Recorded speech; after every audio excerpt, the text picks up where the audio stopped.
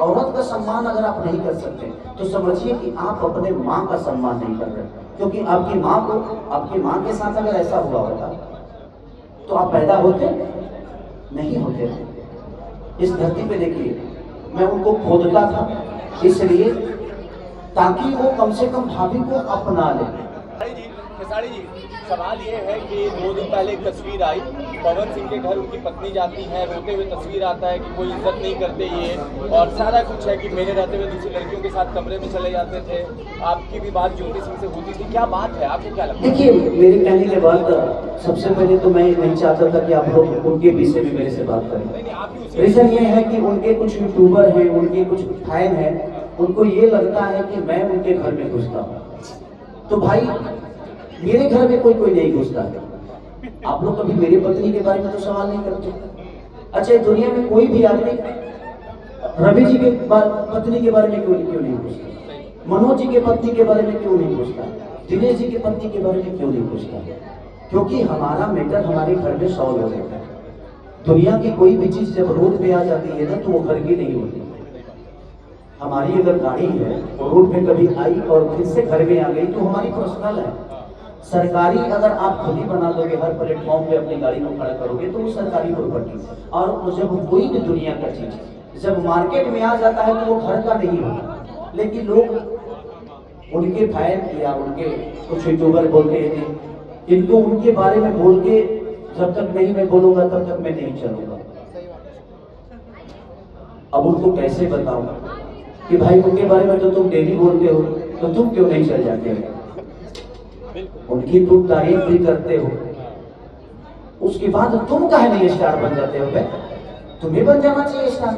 और उनके बारे में दुनिया में मैं अकेला थोड़ी हूँ बोलने वाला, आज तो पूरी महिलाएं बोल रही है समाज की, और मैं अकेला बोलने वाला नहीं हूँ। भाई, गलत क्या है सही क्या है, ऐसा नहीं कि मैं स्टार हूं तो मैं सही ही करता हूँ, ऐसा नहीं है।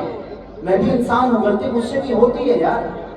लेकिन मेरे कहने का मतलब, एक औरत का सम्मान अगर आप नहीं कर सकते तो समझिए कि आप अपने माँ का सम्मान नहीं कर रहे, क्योंकि आपकी माँ के साथ अगर ऐसा हुआ होता तो आप पैदा होते नहीं होते। इस धरती पे देखिए, मैं उनको खोदता था इसलिए ताकि वो कम से कम भाभी को अपना ले। मैंने एक बहुत बीच में बात बोली, आप नाम लेने से हिचक रहे खेसारी नहीं, मैं उनको खोलता कैसे, मैं बीच में अखिलेश बाबा के घर पे ये गरीब प्रदेश में मैंने एक बात बोल दी थी। वो बोलते हैं कि सोहर बजाओ जब बात हुई थी, मैं बोला कि आपके घर में सोहर नहीं हो सकता।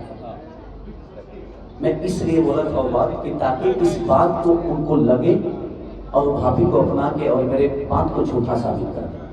मेरा विषय वो नहीं था, मैं बद्दुआ नहीं दे रहा था, मैं उनके लिए ये सब इसीलिए बोला ताकि मेरे बातों को अमल करके कम से कम अपनाए और मेरे बातों को खेसारी को झूठा साबित करिए कि देख तू बोलता था ना कि मेरे घर में शोहर नहीं होगा, आज देख मेरे घर में शोहर होता है। उससे बड़ी खुशी हम लोगों के लिए क्या होगी? ये बताइए कि अगर दोनों को एक हो जाए तो उसमें मेरा क्या फायदा है? ये फायदा तो उन्हीं दोनों को होने वाली है। अगर वो दोनों अलग हो जाते हैं तो उसमें मेरा क्या लॉस है? लॉस दोनों को होने वाली है। चाहे आप सब जितने भी पत्रकार बंधु आप लोग उनके बारे में बात करते हैं तो उनके भलाई के लिए करते हैं, ऐसा नहीं। जितने भी बच्चे उनके बारे में आज बुरा भी बोल रहे हैं तो उस बुराई में भी उनका भला ही है, क्योंकि आप गलत करोगे तो भाई सिर्फ आप तारीफ सुनना पसंद करते हो।